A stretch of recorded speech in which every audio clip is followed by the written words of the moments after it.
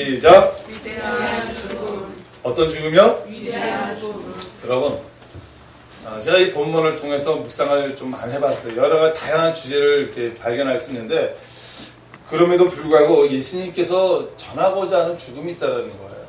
그 죽음은 저 위대한 죽음인데, 어떠한 죽음이 여러분 고귀하고 위대할까요? TV에서 보면 여러분, 여러 가지 사망 사건 소식은 굉장히 많이 나옵니다. 이 사망 사건이 다 많이 나오지만은 그 죽음이 다 똑같은 죽음이었습니까? 여러분, 매스컴을 통해서 나오는 이 죽음은요, 이 죽음의 종류가 천차만별이에요. 어떤 사람들은 한 방에서 남자들이 4사람이서 열다가스 피워놓고 그만 창문도 다 유리 테이프로 막아놓고 같이 자살하는 사람도 있습니다. 우리는 이 죽음을 무슨 죽음이라 그래요? 정말 대모모죠. 예. 우리 또 다시 TV를 보면은요, 또 이게 교통사고로 해서 나오는 죽음이 있습니다. 이런 죽음은 우리가 어떤 죽음이라고 생각해요? 안타깝잖아요. 그 죽음이 너무나 안타깝습니다. 그런데 또 하나의 죽음이 있었습니다. 어떤 죽음이 있었냐면, 여러분들도 아실 거예요. 벌써 10년이 넘었습니다. 2001년 1월 26일 일본 도쿄에 있는 시노쿠보역에서 전철을 기다리고 있던 한 유학생이 있었는데, 그만 이 선로에 떨어진 사람을 발견하고 그 사람을 뛰어내려서 그 사람을 살리고 그만 자기는 죽는 사건이 있었어요. 이것이 그때 당시 한류와 맞물려서 굉장한 이 유학생의 이 이름이 굉장히 일본 사회에 굉장히 고귀한 죽음으로 높여졌고, 한국에도 보니까 그 학생을 추모하는 기념비가 어린이 대공원에 세워져 있더라고요. 그 학생이 누군지 아시겠어요? 그 길에 그만큼은 참변을 당했죠. 일본에서는 감히 일본 사람도 하지 않았던 그 선로에 뛰어내려서 죽을 수밖에 없었던 사람을 올리는 거를 아무도 하지 않았는데, 이수연 학생이 발견하고 나서 재빨리 들어갔다가 그만 자기는 참변을 당했습니다. 우리는 이러한 죽음을 위대한 죽음, 고귀한 죽음이라고 말할 수 있습니다. 오늘 이 위대한 죽음의 주인공인 또 다른 사람, 바로 예수 그리스도가 오늘 본문에 나옵니다. 바로 우리가 앞에 12절부터 19절까지는 읽지는 않았지만은, 예루살렘에 지금 예수님께서 입성을 했습니다. 그때 많은 사람들이 호산나 호산나 다윗의 왕이여 이스라엘의 정말 왕이로다 하면서 막 그 사람들이 드높였단 말이죠. 그런데 명절 가운데 한 예배하러 올라온 사람 중에 헬라인 몇 사람이 이 예수님을 만나고자 이 빌립을 통하여 찾아왔습니다. 그랬더니 이 빌립이 안드레에게 통하여 예수님께 말씀을 드립니다. 그러면서 이 오늘의 본문의 내용이 전개가 되고 있어요.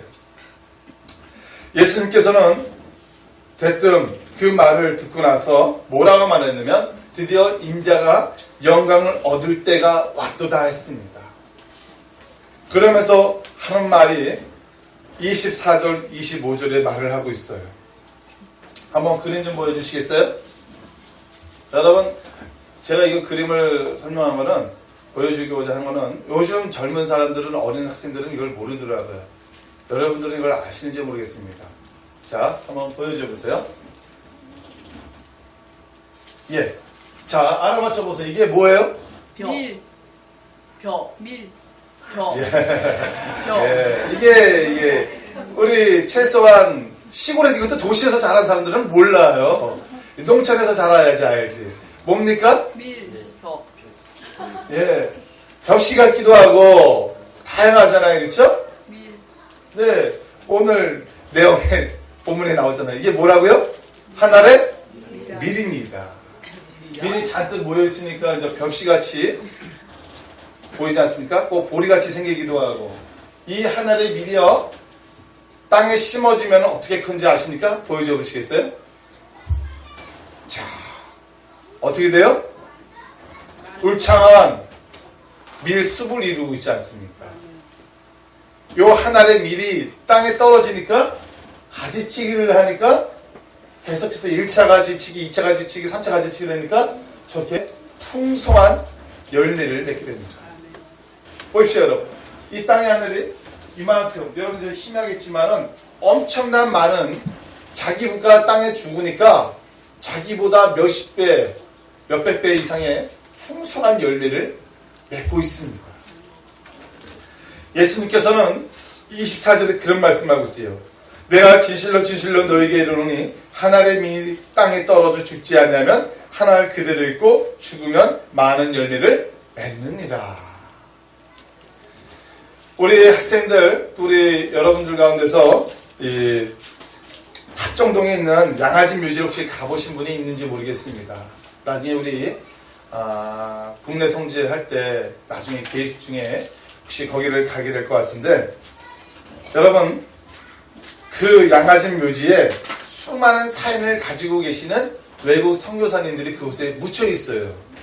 그 중에서 1883년부터 1908년에 태어나가지고 사역을 하셨던 이 캔드릭이라는 분이 있습니다. 이 캔드릭이라는 이 분은 1907년 10월 개성에서 사역을 시작하다가 그 다음에 8월에 6월에 급성 맹장염에 걸려가지고 그만 하나님 나라의 부름을 받을 때까지 조선에서 헌신적으로 사역을 하다가 돌아가신 분이에요. 불과 그의 나이 25살입니다. 24살에 본격적인 사역을 시작했는데 그 다음에 급성 맹장염이 걸렸어요. 이 급성 맹장염 걸렸으면 오늘 같은 날 시대는 금방 병원에 가면 살릴 수 있는데 그때 당시에는 그런 기술이, 의학 기술이 우리나라에 없었잖아요. 그러면서 그녀의 묘비에는 이런 말이 써 있습니다. 만일 내게 일청생명이 있으면 그것을 모두 조선에 주겠노라. 어디에 주겠노라고요? 조선에 주겠노라. 그가 행했던 그의 아름다운 헌신을 통해서 수많은 사람들이 구원을 받을 줄 저는 믿습니다. 오늘 말씀에 그런 거예요. 너희가 하나의 미랄이 되어야 된다는 거예요. 너의 하나의 미랄이 돼서 너의 죽음이 결코 헛된 죽음이 되지 않고 반드시 의대한 죽음이 될 것이라고 우리에게 말씀해주고 있습니다. 여러분, 이 하나의 미랄, 이 하나의 미랄이 있잖아요. 이렇게 풍성한 이 열매를 맺으려면 1차적으로 해결해야 될 것이 있습니다. 그가 어디에 묻혀야 됩니까? 땅에 묻혀야 되는 거예요. 자기가 죽어야 되는 겁니다. 자기가 희생을 해야 되는 거예요. 자기를 사랑하는 자는 결코 죽지 않습니다. 자기를 미워해야 돼요. 그것이 정말 자기를 미워하는 걸까요? 미워하는 것이 아니죠. 내가 죽어야지, 내가 땅에 들어가야지만 나를 통해서 수없이 아름다운 열매를 바라보는 사람만이 희생하고 죽는 줄 믿습니다. 사랑하는 여러분, 역사의 연구라는 책으로 알려진 이 영국의 역사자 아놀드 토인비는 런던에 있는 대학생들에게 이렇게 강조했다고 합니다. 뭐라고 말했냐면, 너희들이 역사의 주인이 되라, 역사를 창조하는 사람이 되라라고 늘 수업 시간마다 이 말을 강조했다고 합니다. 우리 옆 사람은 이렇게 인사할까요? 역사의 주인이 되십시오. 역사를 창조하는 사람이 되십시오. 여러분, 우리 하나님을 믿는 사람들은요, 역사를 만들어가고 역사를 창조해가는 사람들이에요. 왜냐하면 하나님께서 우리에게 뭐라 했습니까? 너희가 번성하고 창조, 번영하라 그랬습니다. 우리는 늘 새로운 것을 발견해 나가는 사람들이에요. 하나님의 우리에게 주시는 은사를 통해서 늘 새로운 것을 발견해 나가는 사람입니다. 그러기 위해서는 하나의 미랄이 되어야 된다는 사실입니다. 이 토이미 박사는요, 마지막 말을 뭐라고 한다면, 너희들이 역사의 주인이 되고 역사를 창조하는 사람이 되기 위해서는 하나의 미랄이 되라. 하나의 미랄이 되라. 이거는 제가 얘기한 게 아니라 유명한 이 토인비 영국의 역사학자가 말한 겁니다. 사랑하는 여러분, 우리는 살아가면서 굉장히 자신을 사랑합니다. 자신을 아껴요. 이건 중요한 겁니다. 자신을 사랑해야 되고 자신을 아껴야 되는 것은 가장 기본적인 거예요. 그러나 자기를 사랑하고 자기를 아껴야 줄 알아야 되는데, 이것이 뛰어넘어서 자기를 이기적인 사랑으로 너무 만들면 안 된다는 거예요. 예수님의 사랑은 이타적인 것이고 그리고 희생적인 사랑입니다. 나를 위한 것이 아니라 여러분 모두를 위한 것이란 말이죠. 그래서 그의 죽음이 더 아름답고 더 위대해 보이는 것은 자신만을 위한 죽음이 아니라 타인을 위한 죽음이었다는 사실이에요. 여러분, 이 밀은요, 이 밀의 이 꽃과 그리고 그 잎사귀는요, 향기가 없다고 합니다.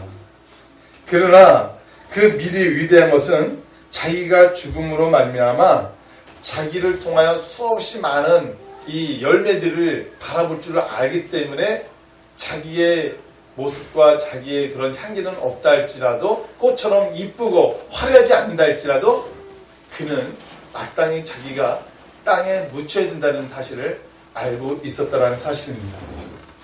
여러분은 여러분 자신을 얼마나 이 땅에 묻히려고 합니까? 사실은요, 사람은 누구나 다 마지막의 인생은요, 땅에 묻히게 되어 있습니다. 안 그렇습니까? 많은 장례를 치러봤지만은 화장터를 가든지 아니면은 우리 육신의 몸이 땅속에 묻든지 공통점 뭐냐면 다 흙으로 돌아간다는 거예요. 우리가 어디서 왔습니까?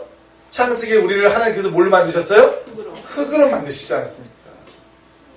그 코에 생기를 부어주시고 우리가 성령의 사람이 됐다 그랬어요. 그렇기 때문에 사실은요, 우리도 마지막은 이 하늘의 밀처럼요, 우리도 마지막은 언젠가는 땅에 묻히게 되어 있습니다. 화장을 하더라도요, 그 가루를 어디다 뿌립니까? 바다에 뿌리든 땅에 뿌리든 어떻습니까? 자연으로 돌아간다는 거예요. 그러나 순서가 다를 뿐이죠. 먼저 가느냐, 나중에 가느냐.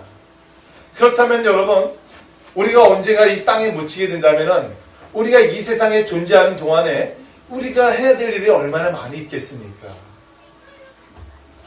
예수님께서는 곧 27절에 자기가 죽어야 된다는, 자기가 하늘의 미랄처럼 땅에 묻혀야 된다는 것을 알고 있었습니다. 그러면서 27절에 뭐라고 고백을 하신지 아십니까? 지금 내 마음이 괴로우니 무슨 말을 하리요? 아버지여 나를 구원하여 이때를 면하게 하여 주옵소서. 그러나 내가 이를 위하여 이때에 왔나이다. 여러분, 사람이 있잖아요. 죽는다는 것은 좋아하는 사람은 아무도 없습니다. 예수님도 똑같이 우리의 인간의 심정을 가졌기 때문에 지금 내 마음이 괴롭다라는 거예요. 왜요? 곧 자기가 조금 있으면은 죽음을 직면하게 되는 상황에 오기 때문에 그렇습니다. 어떻게 해서 알 수 있습니까? 34절에 뭐라 합니까? 인자가 들려야 하리라. 인자가 들려야 하리라. 그가 어떻게 죽음을 맞이하실 것인가를 그가 얘기하고 있습니다. 어디에 들린다는 겁니까? 십자가에서 죽어야 된다는 사실이에요. 그때 당시에 여러분, 십자가라는 거는요, 가장 형벌이 가장 나쁜 사람, 그 사람을 마지막 가장 최악으로 최고 아프게 죽일 수 있는 죽음이 바로 십자가였다고 합니다. 그 십자가에서 예수님도 인간의 몸으로 오셨기 때문에 그렇게 죽는 게 싫었어요. 고통스러웠습니다. 피를 말리는 거거든요. 인간의 한계를 정말 가장 마지막까지 보여줄 수 있는 그 죽음이 바로 십자가의 죽음이라는 사실이었어요.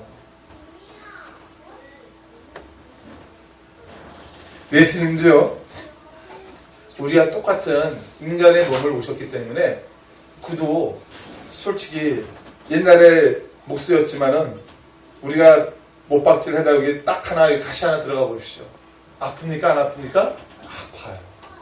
예수님도 그러한 인간의 몸이시고요, 아픔을 아신다는 말이에요. 그러나 십자가에 돌아가신다는 어떻습니까? 우리가 영화를 많이 보았지만 양쪽 못에 무엇입니까? 못을 박잖아요. 완전히 여러분 그 바베큐 구이 해먹어보신 적 있잖아요. 또 우리 시골에 사는 사람들은 옛날에 참새 같은 거 잡으면은 나무까지 쫙 놓고 참새를 껍질 벗긴 다음에 집어넣고 살살 이렇게 불을 떼면서 돌리지 않습니까? 그러면 어떻게 했습니까? 기름이 자글자글 하면서 떡떡떡 떨어지고 나중에 그냥 달달하게 그냥 참새고기가 딱 돼서 한 쪽씩 이렇게 떼먹지 않습니까? 예수님도요, 그 십자가에 돌아가실 때 그렇게 모든 걸 다 쏟아 내릴 정도로의 그런 아픔을 그가 알고 있었어요. 그래서 그가 했으면 있으면 그 잔을 나에게서 피해달라고 그도 인간적인 고백적인 말을 했다는 사실입니다. 그런데 예수님께서 우리를 이 땅에 오신 사명이 있다라는 거예요. 소명이 있다라는 겁니다. 그의 사명은 무엇이었냐면 바로 우리를 위해서 죽어야 되는 사명이에요. 우리를 위해서 십자가에 죽어야 되는 그 사명이 예수님께서 이 땅에 오신 목적 중에 하나라는 말이죠. 그가 죽어야만 어떻습니까? 오늘 본문에 나와 있잖아요. 31절에 그가 죽어야만 이 세상에 대한 심판이 이르렀으니 이 세상의 임금이 쫓겨나리라. 내가 땅에서 들리면 모든 사람을 내게로 이끌겠노라 하시니. 그가 죽음으로 말미암아 사단은 신이 났겠지만은 죽음이 끝이 아니라는 것은 사단은 몰랐단 말이에요. 그를 무조건 죽이기만 하면은 사단은 이긴 줄 생각했지만은 그는 무엇입니까? 예수님께서 부활하심으로 말미암아 예수님은 웃었고 사단은 어디로 가게 됩니까? 지옥으로 갈 수밖에 없는 그것이 우리에게 주어진 인생이란 말이에요. 사랑하는 여러분, 예수님께서는 하나님과 우리 인간의 관계를 회복시켜 주시기 위해서 우리를 위해서 죽으신 줄 여러분 믿으시기 바랍니다. 그래서 그의 죽음은 위대할 수밖에 없다는 사실이죠. 여러분, 우리는 이 본문을 통해서 또 하나 무엇을 보게 되면은 제자들이 참으로 믿음이 변덕스럽다는 것을 우리는 보게 됩니다. 여러분, 그 앞절 12장 12절 13절 쭉 보면은요, 예수님이 예루살렘에 입성하실 때 많은 사람들이 종려나무를 가지고 호산나 찬송하리다 하면서 그를 영광으로 이렇게 떠받쳤습니다. 제자들이 어깨가 어땠을까요? 으쓱으쓱해지지 않았겠습니까? 그런데요, 예수님께서 인자가 들려야 한다 했을 때 이 제자들도 마찬가지로 그 예수님을 찾아왔던 그 헬라의 사람과 마찬가지로 어리둥절했어요. 어리둥절했단 말이죠. 아니 이게 예수님 왜 뚝딱지 같은 말을 하시나? 지난번에도 말씀하셨는데 왜 재차 이런 말을 또 하시나? 여러분, 예수님께서 마지막 십자가에 돌아가시기 전에 그들이 예수님 무리들한테 잡혔을 때 예수님의 제자들은 다 도망갔다 그랬습니다. 그렇게 충성을 맹세했던 그 제자들이요, 예수님이 잡히시던 그날에 다 도망을 갔습니다.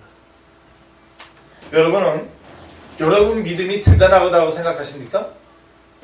여러분은 여러분의 믿음이 끄떡 없을 거라고 여러분의 믿음을 자신 있게 말할 사람 있습니까? 우리도요, 이 제자들하고 똑같습니다. 우리 제자들 한 사람 한 사람이요, 우리의 마음하고 똑같아요. 우리에게 기적을 보여주고 우리에게 기도의 응답을 보여줬을 때는 야, 예수님 정말 대단합니다, 감사합니다, 찬양합니다라고 우리는 기뻐 어쩔 줄을 모르다가 예수님께서 십자가에 돌아가셔야 된다는 그 말을 들을 때, 잡히셨을 때, 여러분이 그 제자들과 같은 현장에 있을 때 안 도망갈 사람이 있겠습니까? 여러분의 그 믿음이 제자들 보고 얘 바보야, 너희들은 죽은 자도 그 나사로도 살려낸 것을 보았고 수많은 그 기적을 일으킨 걸 보았고 병거침도 보았는데도 불구하고 너희들이 예수님을 버리고 도망갈 수 있단 말인가? 저도 성경을 읽었을 때는요, 그 제자들이 굉장히 돌을 던지고 싶은 마음이 있었어요. 그런데 그만큼 그들보다 제가 뛰어난 믿음을 가지고 있다고 생각을 했는데 아니더라고요. 어디서 할 수 있는지 알아요? 우리가 하나님 앞에 기도할 때 얼마나 많은 소원을 많이 합니까? 내가 하나님 이렇게 살겠습니다라고 얼마나 많은 우리 다짐을 합니까? 그런데 우리는 얼마나 많이 수정을 하고 변경을 했죠? 얼마나 많이 우리가 그것을 바꾼 적이 얼마나 많이 있습니까?